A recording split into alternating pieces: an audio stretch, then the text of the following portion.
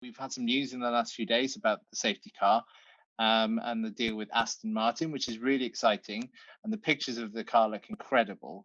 Um, I guess I'll leave that to you to kind of um, tell us how that's going to work, because it's going to be a split between the two Mercedes and the Aston Martin car. So how's that going to work? And it must be exciting to get that Aston Martin car as well this year.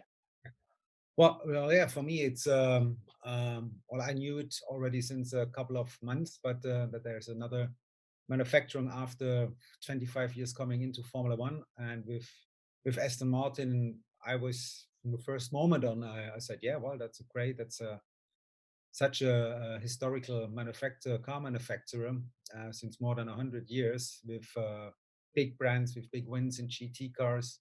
They've been in Formula One many years ago, long before my time. I think it must be 60 years or even Yeah, more. something. Yeah, and I know this brand from this special movie from UK from James Bond, Yes.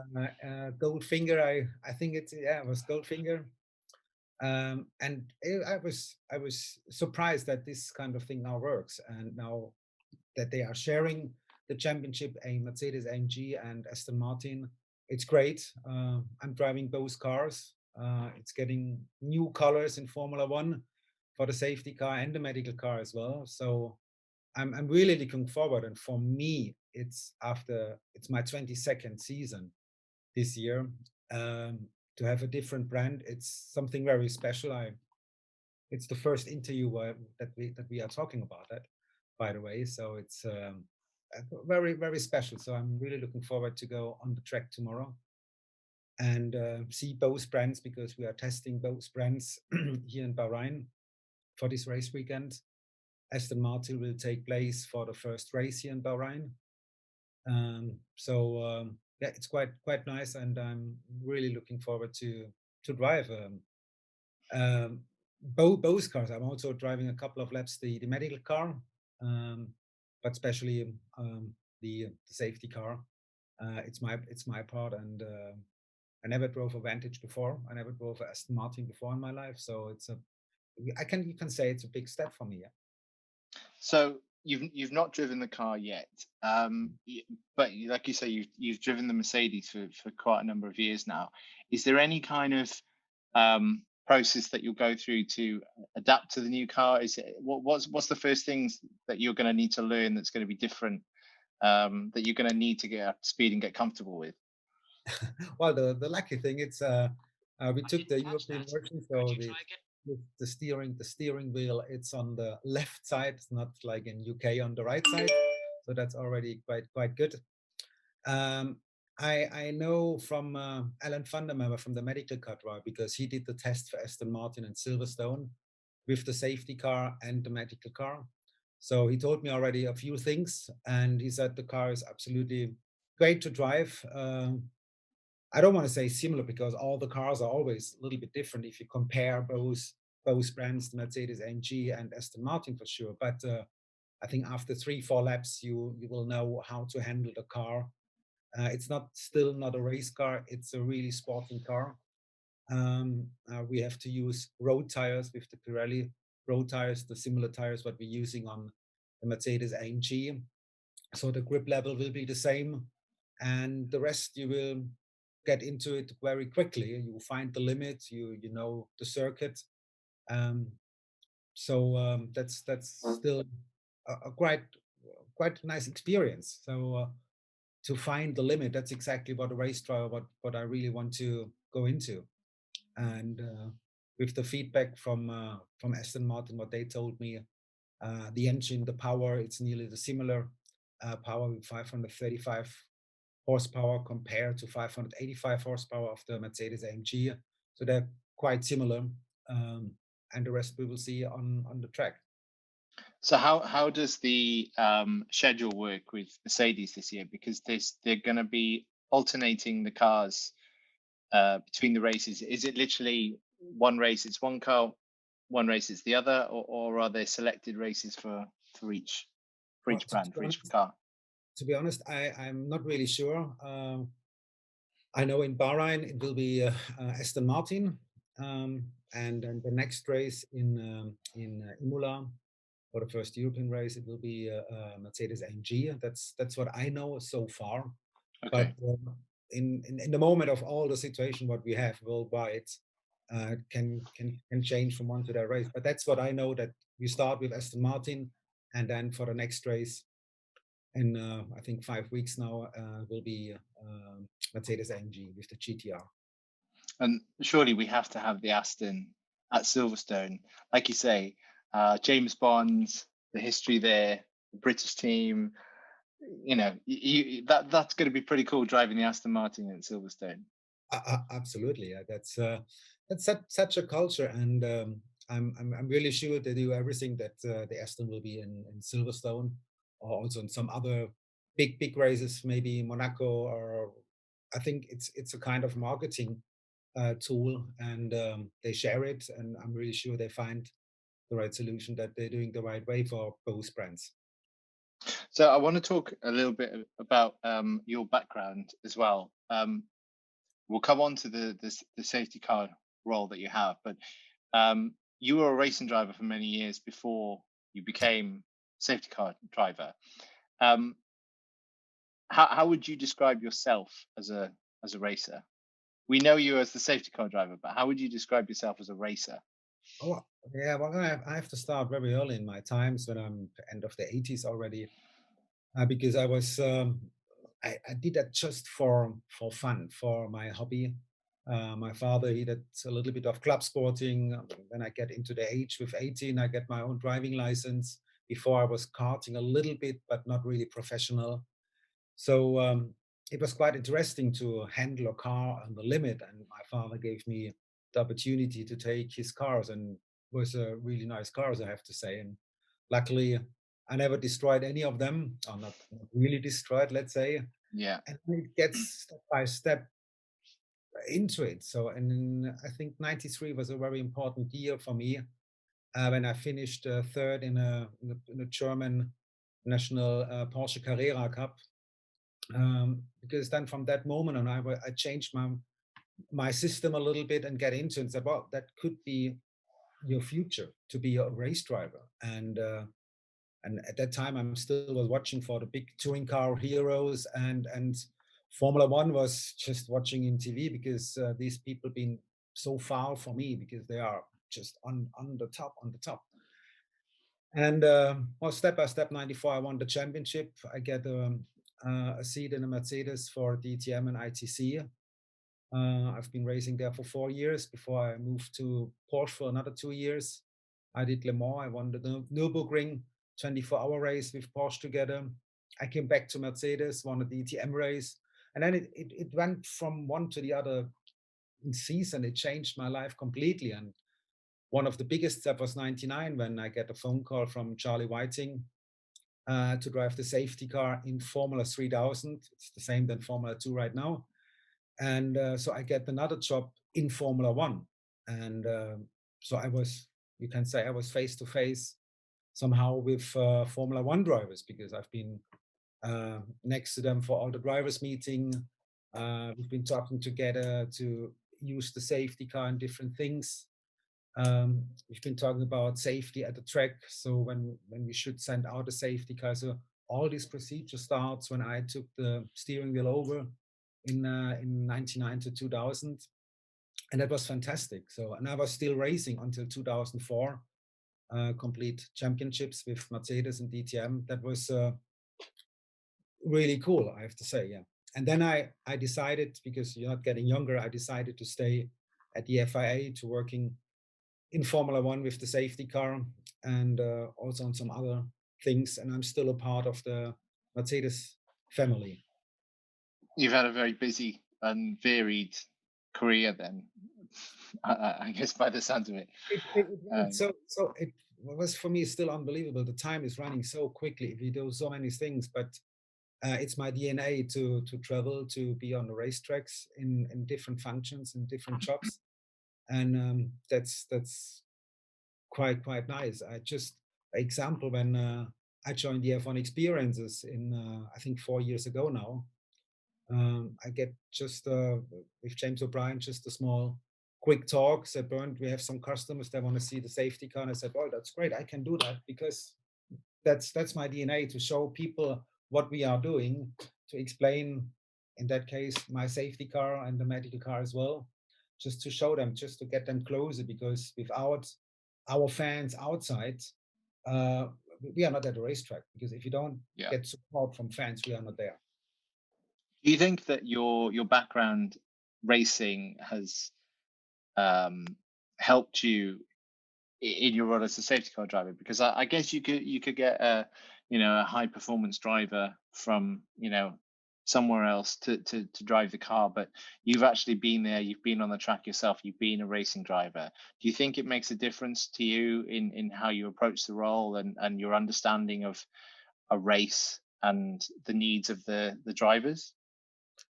I'm really sure that it's quite important, that because before I was also a race driver in the safety car with Oliver Gavin, who was a colleague of mine in the championship of the ETM in 95 and 96, before he moved to America and been a race driver over there. So we always, so let's say since 95 or 96, we're always a professional race driver inside the car. What is important also in the medical car, because you understand better what's going on behind you. You understand better also in a very difficult situation. Let's say if you have a big accident, if it's raining, um, like hell, yeah, you can give more information to race control, what's going on the racetrack. Um, in race control, they're always trying to slow down us as much as possible to bring the field together. But there's always a limit. When I say on the radio, gentlemen, we have to go quicker because now we are too slow. It's too slow for Formula One car. It's maybe fine for Formula 3 or for other race categories, but for Formula One now we are on the limit of the speeds, and are always try to improve, to give the best information to race control. And I think that's because because I've been a race driver and I'm still racing sometimes, and that's important to let them know. So it's a combination of everything. So I read this recently. You mentioned at the start that this is going to be your 22nd season in Formula One. I read that there are only 3 drivers on the grid who've led more laps than you, which is a crazy statistic. Do you know who the 3 are? Well, for sure, Lewis Hamilton. For sure, Michael. Oh, 3 on the current grid. Sorry. Okay, so that must be Lewis, Sebastian, current Alonso. I believe it's Kimi, but Kimi, yeah, for sure, Kimi. I could be wrong. I thought it was Lewis 7 Kimi, but either way, that's that's quite a statistic. Are there any particular races in those 22 years that sort of stick in your memory? And I guess one day, in the future, maybe when you write a book when you've retired, which are the ones that are going to have a chapter to themselves? Because there's a few in my mind that I can think of. When I think of safety car, immediately there's a few that spring to my mind. But what ones kind of stick in your head? Well, the first one, Australia 2000. That's for sure. I'm still can't believe to fly to Australia, and then you are behind the steering wheel in a Formula One race. Well, it was the safety car, yes, but that was my first race, and I think you never forget this. And then some big ones. Big ones means always something special happens. It was 2007 with Fuji. Yeah. And we did under really tricky conditions, many laps. We've been running out of fuel. We had to change the car. Once I'm not really sure if we stopped the race there. Can't really remember. But that was a very special weekend. Fuji was very special because I've been there only once. And 2011 with Montreal. Yeah. The longest Formula One race. And we had a couple of big accidents. For sure, they are still in your mind. But I really like to remember the special ones where you drive for many laps, and where you also go on your limit, because especially in the rain conditions, you're it's quite tricky, I have to say. Once I remember Shanghai, I nearly lost the car. Luckily, I did the right reaction, and the car was still on track and not off track. But this can happen because you're really handling the car on the limit. And yeah, the accident with Bianchi and Suzuka, um, a couple of big accidents what we had last year for sure.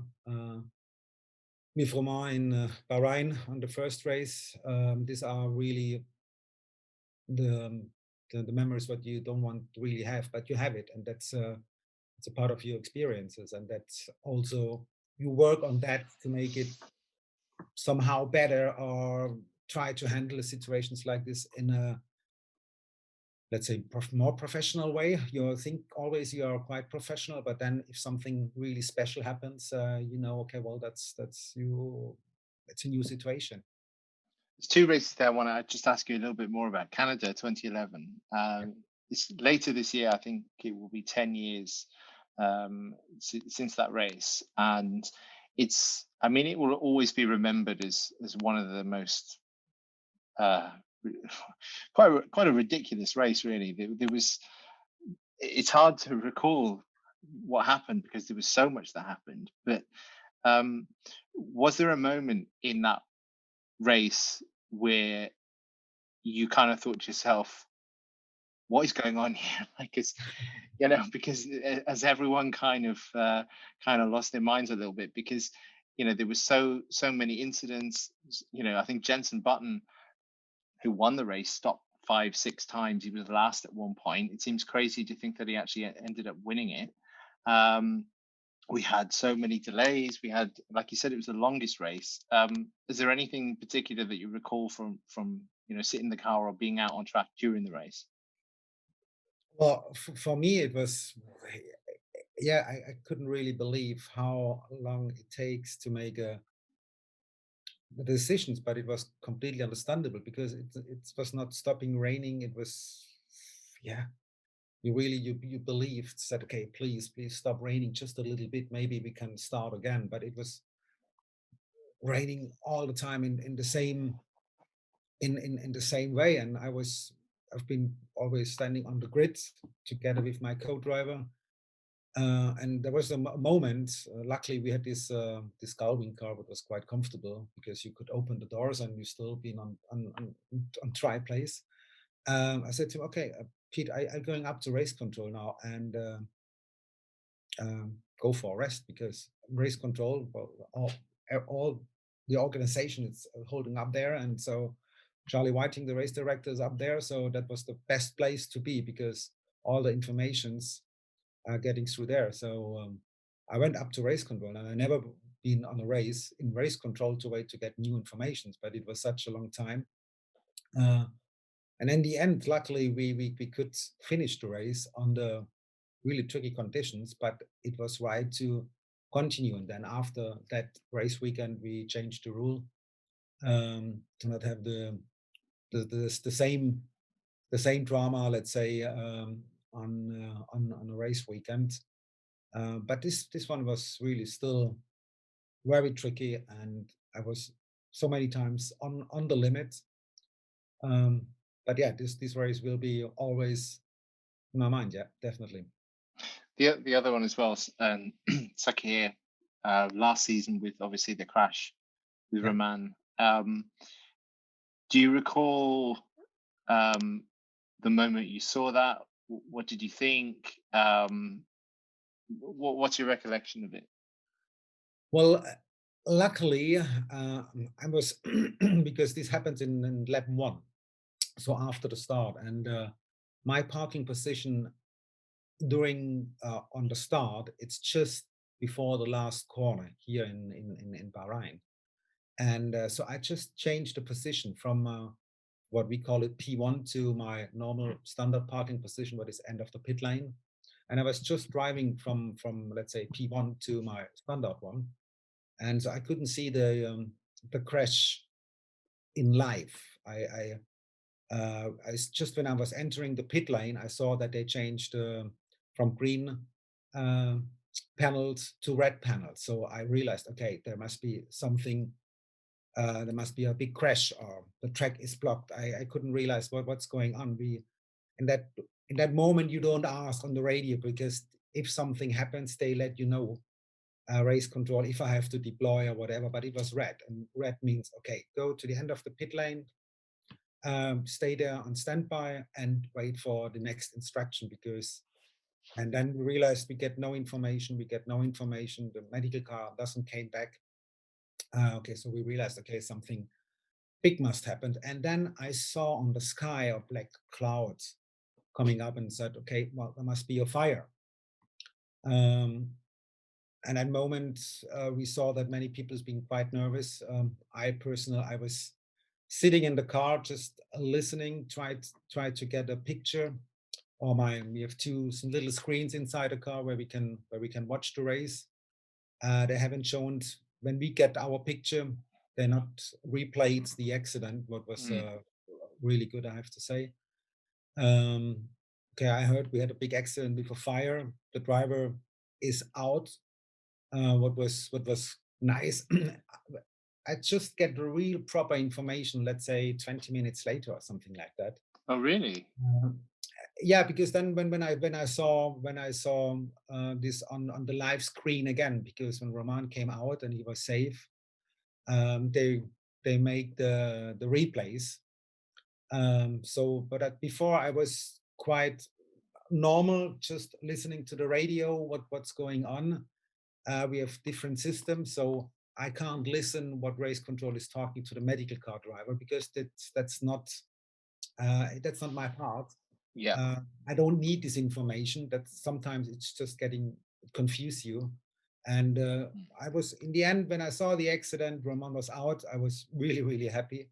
And but I don't want to get too close. Sometimes you have to you have to secure yourself to not get too much information, because we know it from the year before what happens in Spa. Um, Yes. to be in the medical car and the safety car, it's a big different in that way. So for me, it was quite hard afterwards, but luckily nothing happens. He's okay. We all learned from this big accident, and luckily all the safety things worked quite well, and he found a way to get out of the car. Thankfully, yeah, Yeah, it was very scary to watch it unfold on TV. yeah, absolutely. And I think as well, when we didn't get the immediate replays, we know from past experience that usually means it's not good, and you start to worry. So to see the pictures of him out was amazing. Yeah. So one of the things that I've always kind of wanted to ask you, actually, 22 years in Formula One, you've driven. I wouldn't even want to guess how many different circuits you've driven, because we've had a lot of change in the calendar in 20 years. Are there any particular circuits that you find um, challenging to lead the field around, or any ones that are particularly tricky, or any ones that you just love to be out on track in? Oh yeah, there are yeah, a couple. It's just Bahrain, because we are here now. It's one really of my personal favorite circuits. It's a good one. Suzuka, I'm a big fan of Suzuka, Japan, Yeah. because I've been also racing there, and if you've been racing there in GT1 cars in 97, 98, you know how quick it is in a GT1 car with 700, 800 horsepower. And if you see to the lap times what Formula One is doing now, it's unbelievable. And still in the safety car, it feels already quick. So they are on so quick a Formula One car. It's yeah, you can't. You have to. I think you just really to feel. You have to sit inside the car. What's going on there. I like really Sao Paulo. It's also one of my favorite circuits.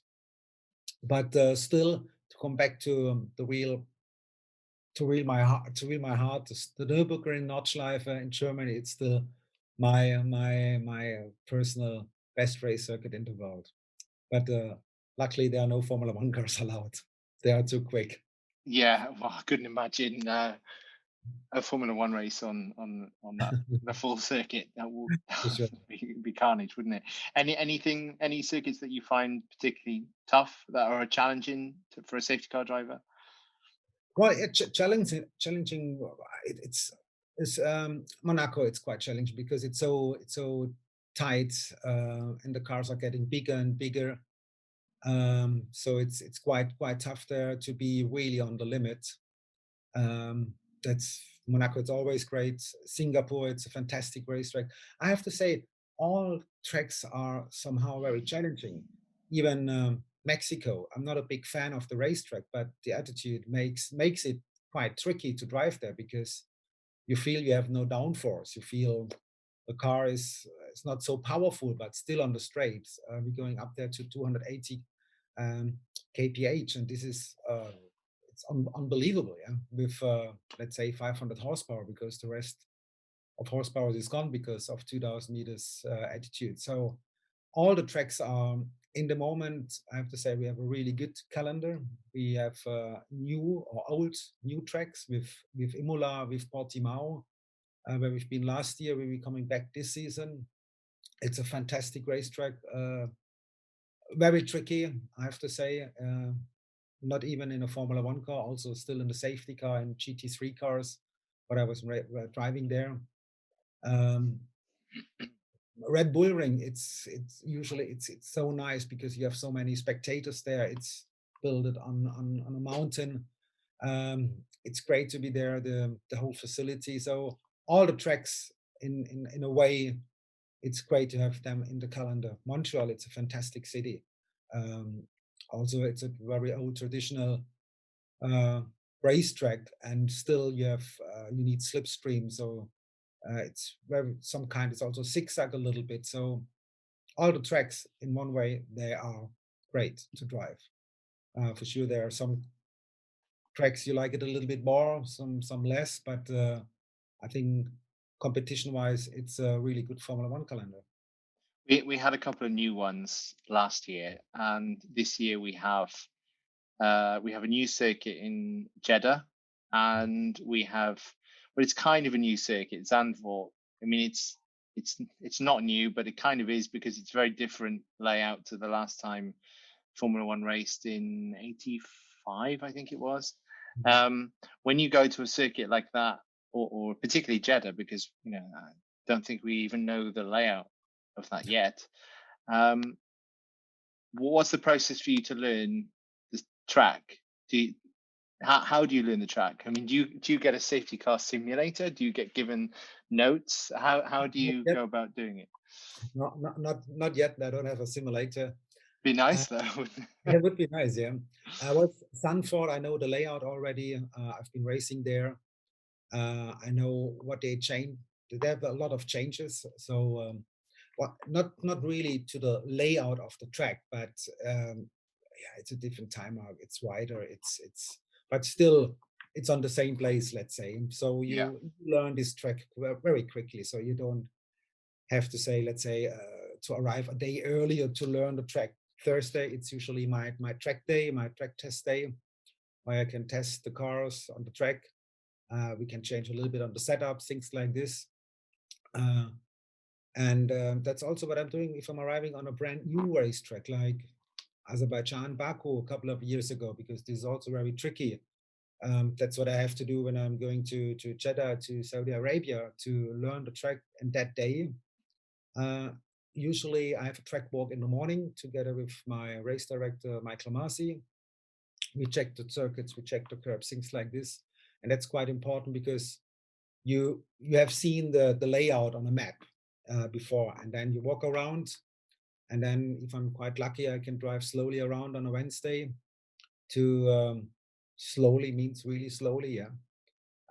But then if you're going on the Thursday afternoon, if you drive a little bit quicker around, um, then you have to learn it, and you have to learn it in 1 hour more or less. We have every day in the morning a small practice session with 3-4 laps maximum, and the rest it's up to me. Luckily, I have also the other races to do: F2, F3, Formula W, Porsche Super Cup, and that's also sometimes a good learning procedure to learn the track a little bit more. Well, I just got a few more questions. One thing I wanted to ask as well before I move on to some questions about F1 experiences. You remember last year when we raced in Istanbul? It was particularly, it was quite cold, and the new track surface caused some issues. The drivers were not happy with the grip. I remember seeing some footage of they were taking road cars on the track Mhm. in the evening to lay down rubber. What actually was the story there? What actually were you sent out on track to lay rubber? Or No, they tried to. The problem was they've been running out of time to about the time arc of the new time arc, and it needs much more time to get a little bit more grip. Usually, they need much more rain before. They need high temperature, low temperatures. They need some experiences on the track, and they really try to bring to the track a little bit more of grip. And that for sure, it doesn't help if you drive around with 3 or 4 cars. That takes weeks, let's say, yeah, weeks and a proper race weekend with slick tires, things like that. But in the end, we saw a great race with very slippery conditions. But the good thing was it was for everyone the same. Uh, Even I said, and luckily I happened to deploy on Istanbul. I was really sure that I have to go on track for the race because I had zero point 0.0 grip. It was like driving on ice for me. And luckily we don't have to deploy, and we saw a great race. It's a fantastic track. I have to say it was really nice to come back to Istanbul to see this. Um, to see this racetrack, this facility, because it's not nice that we have not a race there. I have to say, yeah. um, but yeah, it is like it is. But it was good to be back. It's a very cool circuit. I would hope to see F1 go back there again if it's possible to do so. So a few more questions. You've been a regular with F1 experiences now for a few years. I think 3 or 4 seasons. What's the best bit about interacting with guests and fans on race weekends? From your point of view. Well, from my point, and that's why I really try to help them to coming back, hopefully as soon as possible, on track with spectators, that we can show them, that we can bring them into the garage, to the safety cars. Even this year, it's even more great because we have 2 brands with Mercedes AMG and Aston Martin with the Vantage. So it's fantastic to show them the car. They can sometimes, in the past, they've been sitting in the safety car. They can look to the inside the cars. They can sit inside the cars. They can touch the car. I explain them to say everything. There are no secrets on the car because there are normal road cars. Mm. Um, for sure, we have some slightly different parts on the cars. We have more electronic inside. We have screens inside. The buttons try to look the same, but maybe it's a light button than it's instead of a standard button. But that's what people want to say. They can feel it, they can smell it, they can touch it, and that's, I think, very important to bring people back into the paddock, into the pit lane, and that's what F1 experiences is there. And also for me, it's nice to be in contact with these people because what I said before, it's without the fans, motorsport is still nice, but it's much greater and effective if we can see people on the grandstands, in the pit lane, and everywhere, because it's atmosphere. And if you see the faces, the fascination, the eyes of people, it's great, and that's why we really hope to go back to normal. No, I couldn't agree more. Are there any particularly memorable fans or groups that you've met on a race weekend? I was always surprised when I see the sometimes the same people, yeah, from California or from South Africa. They're coming all over the world to F1 races, and they're buying these extra tickets or these special tickets. And it's fantastic to see these friends not only in the life. So I've seen them 3, 4, 5 times already. And that's really, they have the DNA of racing, of Formula One inside, and that's great. And uh, you immediately realize, okay, if they are really into group wise, if they're really listening to you, or if they're just more, sometimes they are getting completely crazy. They're just doing selfies and pictures and not listening to you. But you can easily catch them and say, hey, just listening. You can do the pictures afterwards. Yeah. And just give them time, because they are, maybe that they save the money for a long, long time to have these experiences. And we are happy that they can get these experiences. 10 years ago, it was not possible to get these kind of things. Now we can.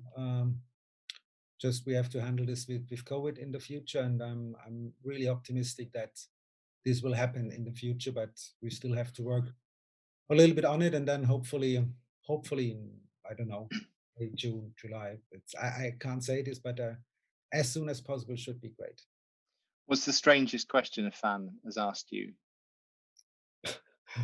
Well, if sometimes if I look in the mirror and I had a long night, and I ask me just, Bernd, how many years you want to do this job? And yeah, so for me, it's no question. It's I'm still feeling fine. I'm love to do this job.